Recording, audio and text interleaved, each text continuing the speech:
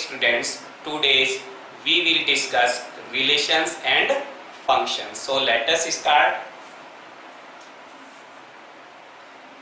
सबसे पहले हम डिफाइन करेंगे रिलेशंस। तो प्यारे बच्चों, रिलेशंस क्या होते हैं? Total subset of Cartesian product A cross ए, है ना। ए क्रॉस ए निकालेंगे हम, उसके टोटल सबसेट को हम कहेंगे रिलेशंस। ओके, तो relations total subsets of A cross A are called relations, है ना। ए क्या है यहाँ पर? ए कोई भी नॉन एम्प्टी सेट है। कैसा सेट है? Non empty set. ओके, देखिए एग्जाम्पल लेके समझते हैं। ओके, फॉर एग्जाम्पल अगर हम सेट कंसीडर करें ए इक्वल टू, ए सेट में 3 एलिमेंट है 1, 2 और 3। ओके, और ए का ए पे कार्टेशियन प्रोडक्ट निकाले हम, तो ए का ए पे कार्टेशियन प्रोडक्ट ए क्रॉस ए से रिप्रेजेंट करेंगे। 1 का 1 के साथ ऑर्डर्ड पेयर बनाएंगे, 1 का 2 के साथ ऑर्डर्ड पेयर और 1 का 3 के साथ। ओके, सिमिलरली 2 का 1 के साथ ऑर्डर्ड पेयर, 2 का 2 के साथ और 2 का 3 के साथ, फिर 3 का 1 के साथ, 3 का 2 के साथ और 3 का 3 के साथ। ओके, ये कहलाएगा Cartesian product of set A on set ए, यानी कि ए का ए पर। ओके, अब इसके जितने भी सबसेट होंगे, आप बता भी सकते हैं कितने एलिमेंट्स आ गए इसमें? 9 एलिमेंट्स आ गए। तो टोटल सबसेट्स कितने होंगे? Total subsets of A cross A, formula क्या होता है? 2 की पावर n। n कितने एलिमेंट्स है यहाँ पर ए क्रॉस ए में? 9, तो 2 की पावर 9। ओके, टोटल सबसेट हमें मिलेंगे 2 की पावर 9, है ना। ये टोटल सबसेट्स ही क्या कहलाएंगे? रिलेशंस कहलाएंगे। ओके, तो कोई भी रिलेशन हुआ, इसका मींस रिलेशंस क्या हुए? सबसेट्स हुए। रिलेशंस क्या है? यानी कि रिलेशंस सबसेट है किसके? ए क्रॉस ए के। ओके, ये ध्यान रखने वाली बात है। ये जैसे फॉर एग्जांपल, और हम रिलेशन हम निकाले, फर्स्ट रिलेशन हम निकाले ए में, तो मान लिया R1 इक्वल टू 1, 1, 1, 2, 3, 2। ओके, 1, 1 देखो ए क्रॉस ए में है, 1, 2 भी ए क्रॉस ए में है और 3, 2 भी ए क्रॉस ए में है। तो ये सब सेट है किसका? ए क्रॉस ए का। ओके, तो ये क्या कहलाएगा? रिलेशन कहलाएगा। ओके, तो यहाँ पर और डिफाइन कर सकते R2 1, 1, 2, 2, 3, 3, है ना। ये भी क्या है? ए क्रॉस ए का सबसेट है, तो इसको भी हम रिलेशन कहेंगे। और भी एग्जाम्पल बना सकते हैं आप, 1, 2, 2, 3, 3, 4। ओके, तो ये सब सेट नहीं है ए क्रॉस ए का। क्यों नहीं है प्यारे बच्चों? 3, 4 ऑर्डर्ड पेयर ए क्रॉस ए में प्रेजेंट नहीं है, इसलिए R3 क्या है? रिलेशन नहीं होगा। ओके, तो रिलेशन कौन से होंगे? जो वो सभी रिलेशंस कहलाएंगे जो ए क्रॉस ए के क्या होंगे? सबसेट, है ना। ए क्रॉस ए के टोटल सबसेट्स क्या कहलाएंगे? रिलेशंस कहलाएंगे। तो ये तो रिलेशंस की डेफिनेशन है ना। अब हम आगे पढ़ेंगे types of relations. Okay, first है रिफ्लेक्सिव रिलेशन। रिफ्लेक्सिव रिलेशन प्यारे बच्चों, रिफ्लेक्सिव रिलेशन होता क्या है? Any relation R on set A is said to be reflexive. क्या कहलाएगा? रिफ्लेक्सिव कहलाएगा if every element of set A is related to itself. Okay, is related to itself. तो definition हमें मिलेगी, any relation are on set A is reflexive if every element of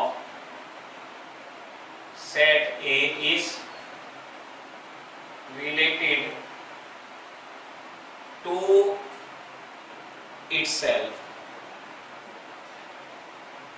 यहाँ पर important बात है एवरी एलिमेंट, सेट का every element अपने आप से ही रिलेटेड होना चाहिए। दैट इज हम कह सकते हैं for reflexive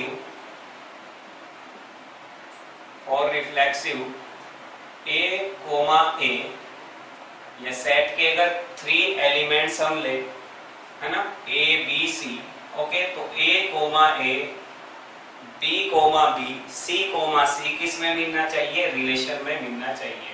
A comma A belong to R for all A belong to set A. Okay, ये यानी कि यहां पर ये भी लिख सकते हैं that is R equal to A comma A और ए बिलोंग करेगा सेट ए में, है ना। ये रिप्रेजेंटेशन होता है, ठीक है। एग्जाम्पल लेके समझते हैं। एग्जाम्पल, अगर सेट ए हमारे पास है 1, 2, 3, ओके।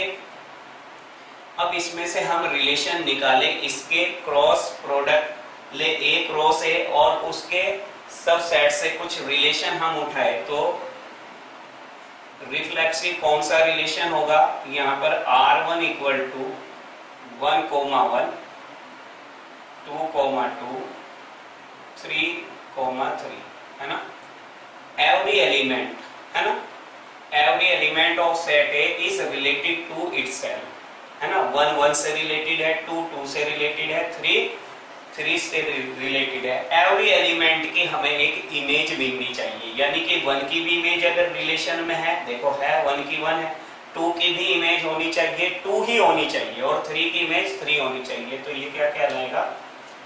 रिफ्लेक्सिव रिलेशन कहलाएगा। This is reflexive relation. Okay, R2 की बात करें, 1, 2, 3, 1, ओके, 1, 1 ऑर्डर पेयर, 2, 2 और 2, 3 और 3, 3। तो ये भी प्यारे बच्चों रिफ्लेक्सिव रिलेशन होगा। देखो 1, 1 की इमेज 1 ही मिलनी चाहिए, तो ये मिल गई हमें। 2, 2 की इमेज 2 ही, सही है। 3 की इमेज 3। बाकी कोई भी एलिमेंट्स आते रहे रिलेशन में, उससे हमारा कोई मतलब नहीं है। हमें चेक कौन से करने हैं? जो सेट ए के एलिमेंट्स है उनकी सेम इमेज मिलनी चाहिए। ओके, ये ध्यान रखें यहाँ पर। और देखते हैं, अगर R3 एक रिलेशन ले हम, और 1, 1, 2, 2, 3, 1, ओके, ये रिफ्लेक्सिव रिलेशन नहीं होगा। क्यों नहीं होगा? क्योंकि यहाँ पर 3, 3 नहीं है ना, तो ये रिफ्लेक्सिव रिलेशन नहीं होगा। Okay, it's clear. तो ध्यान रखें, ये हमेशा सभी एलिमेंट्स की सेम इमेज मिल जानी चाहिए रिलेशन में, तो वो रिफ्लेक्सिव रिलेशन कहलाएगा। ओके, चलिए नेक्स्ट एग्जांपल लेते हैं हम। Next example, example 2। Example two. Okay, example two है, अगर हम ले कि ए क्या है, set of reals, set of real number है ना, तो सेट ऑफ रियल्स है, रियल नंबर है सभी, फ्रैक्शन भी हो सकते हैं, इंटीजर भी हो सकते हैं रियल नंबर। ओके, तो सभी फॉर्म में होते हैं सेट ऑफ रियल। और हम एक रिलेशन इसमें से निकाले, एक रिलेशन है R equal to A comma B, okay, such that A less than equal to B। Okay, और A और B किसके एलिमेंट्स है, सेट A के एलिमेंट्स है। तो R यहाँ पर रिफ्लेक्सिव है या नहीं, है ना, ये हमें बताना है ना, वेदर इट इज रिफ्लेक्सिव और नॉट, है ना, whether R is reflexive or not। Okay, तो सॉल्यूशन कैसे करेंगे हम, तरीका क्या होगा लिखने का, है ना। सबसे पहले आप रिफ्लेक्सिव के लिए हमेशा ध्यान रखिए, फॉर रिफ्लेक्सिव, रिफ्लेक्सिव चेक करने के लिए, ओके, पुट कर दे A equal to B, A equal to B. Okay, A equal to B यहाँ पर पुट करेंगे तो हमें मिलेगा A less than equal to A। अब ये चेक करेंगे कि ये वैल्यू ट्रू है या फॉल्स है ना, तो A less than equal to A, तो यहाँ पर क्या मिल रहा है हमें, A इक्वल टू A, है ना, ट्रू मिल रहा है, ट्रू। ओके, A तो A के इक्वल है, तो ट्रू मिल रहा है, इसका मीन्स क्या है, A कोमा A बिलोंग कर रहा है किसको, रिलेशन को, इसका मीन्स क्या हुआ, R is reflexive, R is reflexive. Okay, तो कोई भी रियल नंबर आप ले, है ना, वो रियल नंबर हमेशा अपने इक्वल तो होगा ही होगा, है ना, इसलिए इसको कहेंगे हम रिफ्लेक्सिव रिलेशन। क्या कहेंगे, रिफ्लेक्सिव रिलेशन कहेंगे। ओके, एग्जाम्पल भी ले सकते हैं हम, एग्जाम्पल कोई भी ले ले, अगर हम ले for two belong to A, है ना, this implies two less than equal to 2, ये वैल्यू ट्रू है, ट्रू कौन सी मिल रही है, 2 इक्वल टू 2, है ना, तो यहाँ 2 इक्वल टू 2 अगर मिल जाता है तो क्या है, R is reflexive, R is reflexive. Okay, तो ये एग्जाम्पल आप दिखा सकते हैं। ओके, चलिए नेक्स्ट क्वेश्चन करते हैं। एग्जाम्पल 3, एग्जाम्पल 3, एग्जाम्पल 3 है प्यारे बच्चों, यही A set of real, set of रियल्स।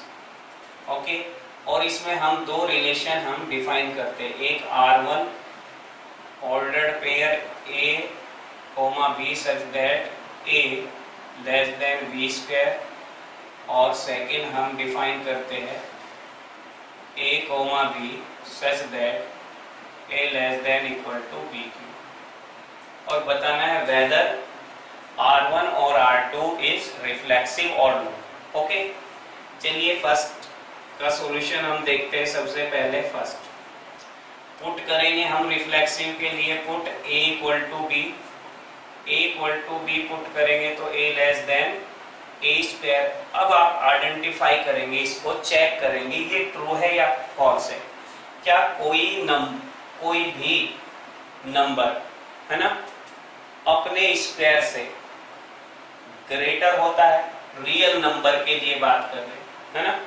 Greater होता है तो फ्रैक्शन में ये ट्रू नहीं होगा, यानी कि ये पूरी तरीके से ट्रू नहीं है, यानी कि ये क्या है, फॉल्स है। क्या है, फॉल्स है। इसका मतलब क्या हुआ, A कोमा A does not belong to R, इसका मीन्स क्या है, R is not reflexive,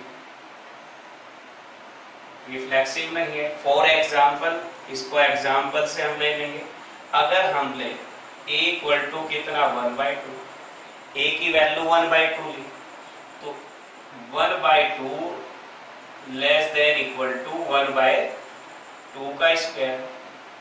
okay, तो ये वैल्यू क्या आ रही है, फॉल्स आ रही है। अगर ये वैल्यू फॉल्स आ रही है तो इसका मतलब क्या है, 1/2 comma 1/2 does not belong to R, है ना। इसका मतलब आर क्या है, आर इज नॉट रिफ्लेक्सिव। तो एग्जाम्पल देके आप बता सकते हैं। Okay, clear. अब बात करेंगे सेकंड क्वेश्चन की, a less than equal to B cube. Okay, तो सेम सेकंड में यही बात है, a equal to B put करें तो यहाँ पर a क्यूब फॉल्स आ गया ये। ओके, तो ये भी क्या है, रिफ्लेक्सिव नहीं होगा। 1/2 का क्यूब करे तो 1/2 लेस देन इक्वल टू 1/8, ये फॉल्स हो गया। ओके, तो r क्या होगा, रिफ्लेक्सिव नहीं होगा। तो R1 और R2 दोनों ही रिफ्लेक्सिव नहीं है। ओके, तो बहुत से यहाँ पे क्वेश्चन अराइज हो जाते हैं, है ना। चलिए अब सेकंड टाइप हम समझेंगे। रिफ्लेक्सिव के बाद है second type, symmetric relation. Okay,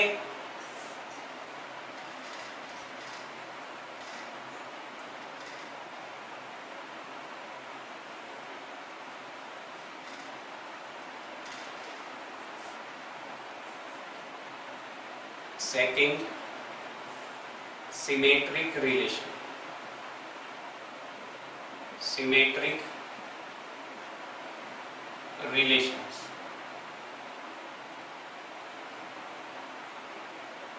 symmetric relation के लिए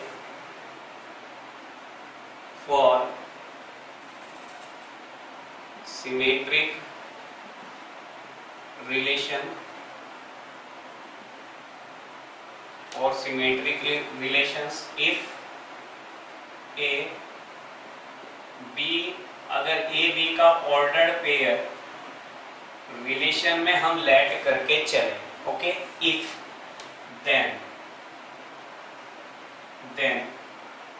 बी कोमा ए भी किस में मिलना चाहिए, रिलेशन में मिलना चाहिए, है ना। ऐसे रिलेशन को हम कहेंगे सिमेट्रिक रिलेशन। क्या कहेंगे, सिमेट्रिक रिलेशन। यानी कि इंटरचेंज करके देखेंगे हम दोनों एलिमेंट्स को, ए और बी को। अगर इंटरचेंज करने पर रिलेशन में वैल्यू मिल जाती है ये पूरी, यानी कि ये ऑर्डर्ड पेयर भी रिलेशन में एग्जिस्ट करता है, तो इसका मीन्स रिलेशन कैसा कहलाएगा, सिमेट्रिक रिलेशन कहलाएगा। ओके, एग्जाम्पल देखते हैं। एग्जाम्पल जैसे हमारे पास है ए 1,2,3 सेट। ओके, अब यहाँ एक रिलेशन हम डिफाइन करें। सबसे पहले एक रिलेशन डिफाइन किया 1,2 और 2,1। ओके, दूसरा रिलेशन हम डिफाइन कर लेते हैं R2 1,2 2,1 3,2 और 2,3। तो हमें चेक क्या करना है कि 1,2 है ना, 1,2 है तो 2,1 भी इसमें मिल रहा है, तो ये क्या है, सिमेट्रिक रिलेशन है। 1,2 तो इसका आपका रिवर्स कर दो 2,1, है ना, 1 और 2 को इंटरचेंज करके यस है। 3,2 है तो 2,3 भी है, तो ये भी क्या है, सिमेट्रिक रिलेशन कहलाता है। नेक्स्ट सी R3 2,3 3,2 और 1,3। ओके, तो 2 3 ऑर्डर्ड पेयर है ना, कब इंटरचेंज कर ले दोनों एलिमेंट्स को, तो 3,2 प्रेजेंट है, यस प्रेजेंट है। 1,3 तो 3,1 प्रेजेंट नहीं है। ओके, तो ये क्या है, ये सिमेट्रिक नहीं है, because 3,1 ordered pair is not present. Okay, is not present. R3 में 3,1 प्रेजेंट नहीं है। ओके, तो ये कहलाता है symmetric relation. Okay, symmetric relation.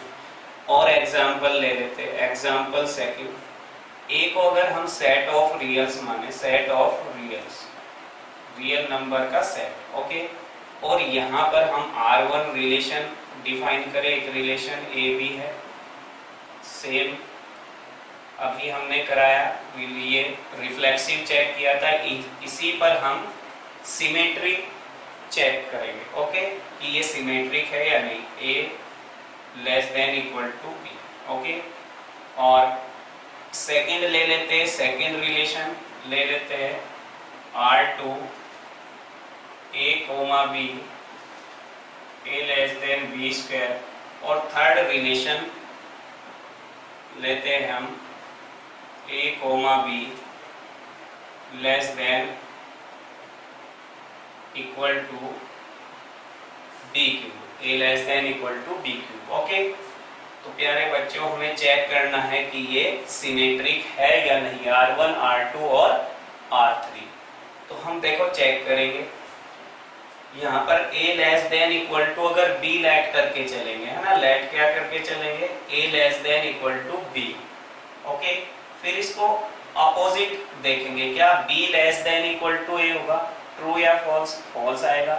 For example कैसे, अगर 1 लेस देन इक्वल टू क्या है, 2 है ना, 1 लेस देन इक्वल टू कितना है, 2 है, तो क्या 2 लेस देन इक्वल टू 1 होगा, नहीं होगा, फॉल्स आ जाएगा, तो ये सिमेट्रिक नहीं होगा। इसी तरह से हम यहाँ भी देख सकते हैं, है ना, अगर 1,2 है ना बिलोंग करता है रिलेशन में, है ना, R2 में, तो क्या 2,1 बिलोंग करेगा R2 में, नहीं करेगा, क्यों, क्योंकि 1 लेस देन कितना, 1,2 किया था, लेस देन 2 का स्क्वायर 4, बिल्कुल सही है, लेकिन इसका अपोजिट देखेंगे हम, है ना, 2,1 यानी कि 2 less than 1, that is wrong, तो ये सिमेट्रिक नहीं होगा। तो सिमेट्रिक नहीं होगा, ये भी सिमेट्रिक नहीं होगा, और इसी तरह से ये भी सिमेट्रिक नहीं होगा। Okay, right. चलिए अब बात करते हैं थर्ड रिलेशन की। थर्ड रिलेशन है ट्रांजिटिव रिलेशन।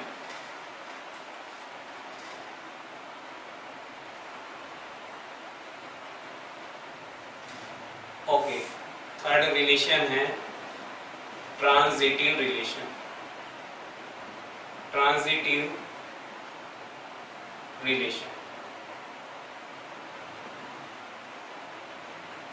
ट्रांजिटिव रिलेशन में हम लेट करके चलेंगे, अगर हमें इफ वाली कंडीशन मिल जाती है, if a comma b belong to R and b comma c belong to R, यानी कि अगर a का रिलेशन b से है और b का रिलेशन c से है, इफ वाली कंडीशन फुलफिल हो रही है ना, अगर ये दो कंडीशन रिलेशन में फुलफिल हो रही है, एप्लीकेबल है, then A is related to C, A और C भी रिलेशन में मिलना चाहिए, तब तो कहलाएगा वो ट्रांजिटिव, है ना, क्या कहलाएगा, transitive, then R is transitive, ठीक, ओके, अदरवाइज नो। फिर सुन लो ध्यान से, ये इंपॉर्टेंट है ट्रांजिटिव रिलेशन, अगर इफ वाली कंडीशन ओके एप्लीकेबल है और देन वाली कंडीशन भी हमें मिल जाती है, तब तो कहलाएगा ट्रांजिटिव, अदरवाइज नहीं।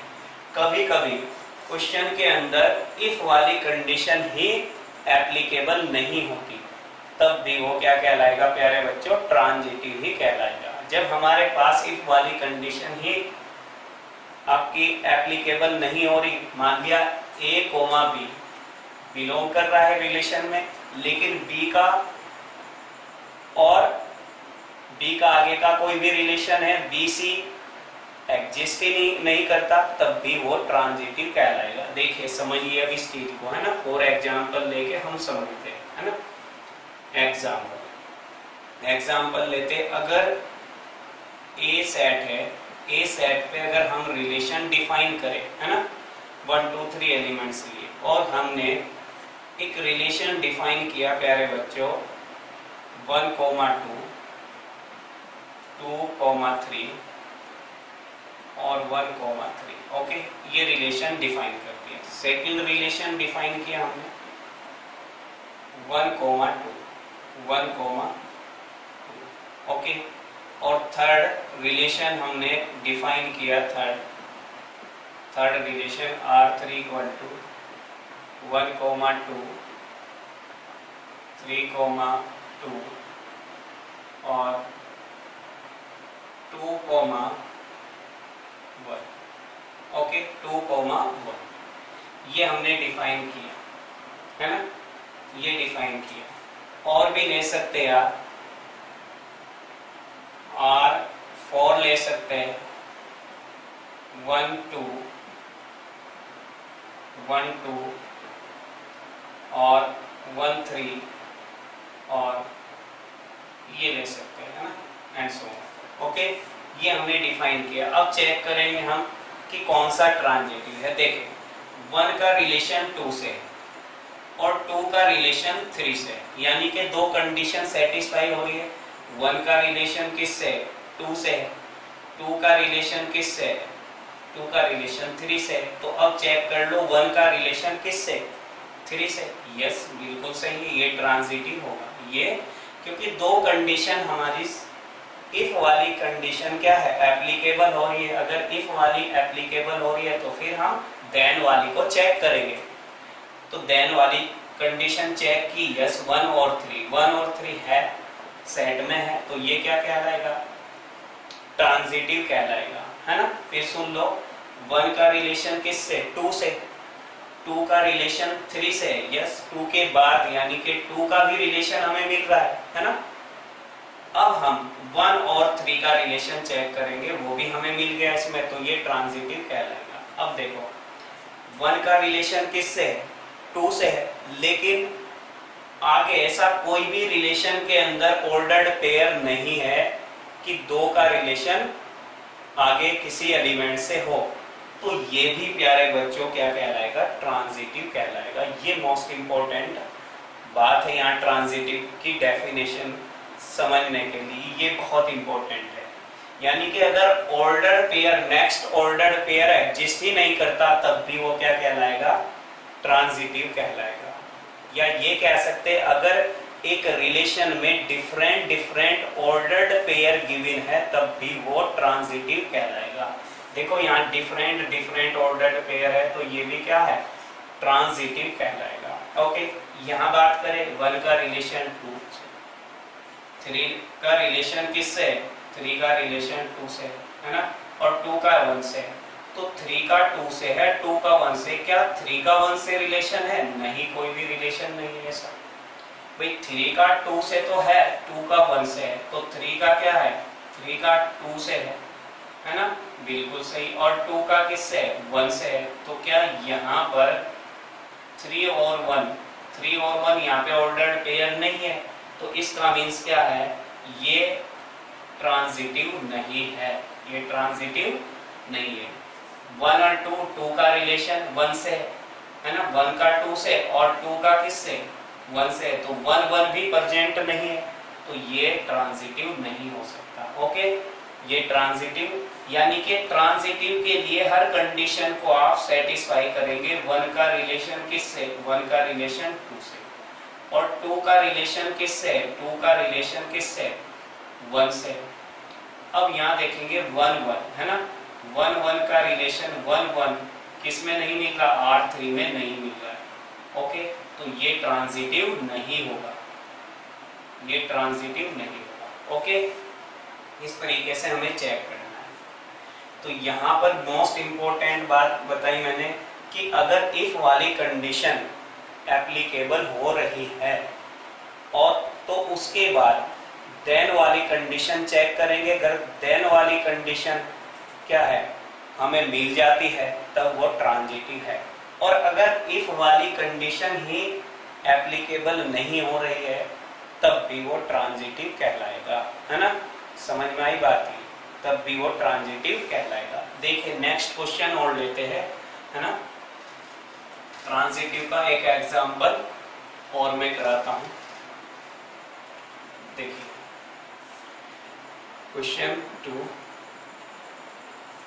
एक सेट लिया, set of people in A city, है ना, किसी सिटी में सेट ऑफ पीपल गिवन है, ओके। और इसमें एक रिलेशन डिफाइन किया गया है x, y, और यहाँ x is a wife of y, तो x is a wife of y। पूछा गया है ये रिफ्लेक्सिव, ट्रांजिटिव, है ना, सिमेट्रिक, है ना, तीनों हम चेक करते हैं। तो तीनों चेक करने के लिए x और y को क्या करेंगे, इक्वल कर देते हैं। मैंने क्या कहा था, x और y को इक्वल कर दो। फर्स्ट हम चेक करें रिफ्लेक्सिव, रिफ्लेक्सिव चेक कर लेते हैं। तो रिफ्लेक्सिव के लिए मैंने क्या कहा था, put x equal to y, है ना। इसका मीन्स क्या हुआ, x is a wife of x। बताओ ये ट्रू है या फॉल्स है? बिल्कुल फॉल्स है ना। क्यों? x x की वाइफ हो ही नहीं सकती कभी भी, ओके। ये फॉल्स है, इसका मतलब x, x रिलेशन में नहीं मिलेगा, ओके। तो r is not reflexive, r is not reflexive, okay. अब बात कर लेते हैं सिमेट्रिक की। सिमेट्रिक में हमने क्या कहा था, सिमेट्रिक में हमने कहा था कि हम इफ लेके चलेंगे, लेट करके चलेंगे, if x, y belong to r। इसका मीन्स क्या है, x is a wife of y। Then अब यहां से अगर हम निकाले y is a wife of x, ऐसा पॉसिबल नहीं हो सकता। x is a wife of y, यानी कि x तो क्या हो गया, फीमेल हो गया, और y क्या है, मेल है। और अगर हम उल्टी बात सोचे तो ये रिवर्स हो जाएगा, बिल्कुल गलत हो जाएगा। तो y is not a wife of y। इसका मतलब y, x does not belong to r। इसका मतलब r क्या हो गया, नॉन सिमेट्रिक हो, नॉन सिमेट्रिक, ओके। क्लियर। अब बात करेंगे हम ट्रांजिटिव की। किसकी? ट्रांजिटिव होगा या नहीं है ना। अब बात करते हैं ट्रांजिटिव। तो बताओ ट्रांजिटिव होगा या नहीं? बिल्कुल होगा, यस, है ना। x is a wife of y, है ना।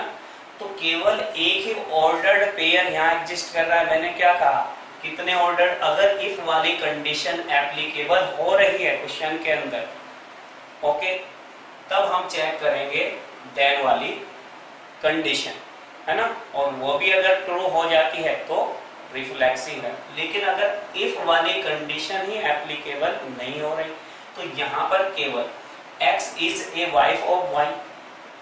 अब y is a wife of z, ऐसा कोई भी यहाँ पर ऑर्डर्ड पेयर प्रेजेंट नहीं है, है ना। जब ऑर्डर्ड पेयर ही प्रेजेंट नहीं है सेकंड वाला, तो इफ वाली कंडीशन सेटिस्फाई नहीं हो रही, एप्लीकेबल ही नहीं है।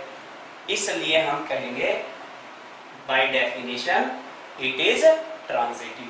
बिकॉज, रीजन लिख देंगे, बिकॉज, है ना। आपका if x, y belong to r, है ना, then y, z ordered pair is not present in r, है ना। ये रीजन हुआ, है ना। प्रेजेंट इन यानी कि डिफरेंट है सब, सभी के सभी ऑर्डर्ड पेयर आर में क्या है, डिफरेंट होंगे, ओके।